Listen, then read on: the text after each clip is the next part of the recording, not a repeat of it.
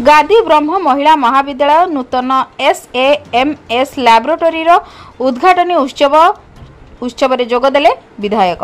जगतसिंहपुर सदर महकुमा स्थित कादुपड़ा निकट गादी ब्रह्म महिला महाविद्यालय परिसर में एक नूतन SAMS लैबोरेटरी उद्घाटन उत्सव पालित होता बेले मुख्य अतिथि भाव जगतसिंहपुर विधायक अमरेन्द्र जोगदेइथिले। सम्मानित अतिथि भाव जगतसिंहपुर ब्लॉक अधिकारी आशुतोष मिश्र जोगदेइथिबा बेले अन्य मानक मध्य कॉलेज अध्यक्षा सस्मिता महांती और कॉलेज समस्त कर्मचारी एवं शताधिक छात्री एवं अभिभावक माने जोग देथिया बेले प्रथमे विधायक अमरेन्द्र दास कर कमल नियुक्ति SAMS लैबोरेटरी उद्घाटन करथिले। परे लैबोरेटरी और पुरस्कार वितरण उत्सव में जोग दे छात्री माननकु किभଳି प्रथमे आत्मसुरक्षा और परे पाठ पढ़िबा सहित खेल रे रुचि रखिबा सहित किभଳି आगकु बढ़िबे सेथिपई सचेतनता वार्ता देबा सह कहिथिले ए हेउची डबल इंजिन सरकार जहा कहिसेंती ताहा धीरे धीरे पूरण करि चलछंती।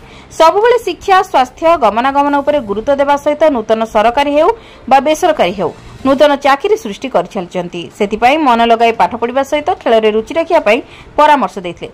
ता सहित कॉलेज रे छात्री मानक पीवा पानी समस्या एवं एक हाई मार्क्स लाइट युद्धकालीन भित्तिरे कराजिबा सहित एक कॉमन रूम निर्माण पाई 10 लाख टंकार अनुदान पाई घोषणा करथिले।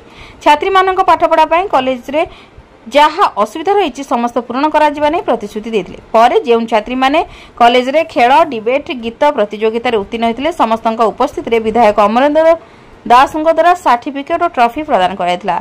जहाकु नै कॉलेज कर्तृपक्षक सहित कॉलेज छात्री और अभिभावक महल में आनंदर लहरी देखा मिलता। ता सहित विधायक घटनास्थल में कॉलेज थिबा दीर्घ दिन समस्या को चुटकी समाधान करने घटना को नहीं कॉलेज छात्री कॉलेज कर्तृपक्षक मन में एक प्रकार खुशीर माहौल देखा मिलता।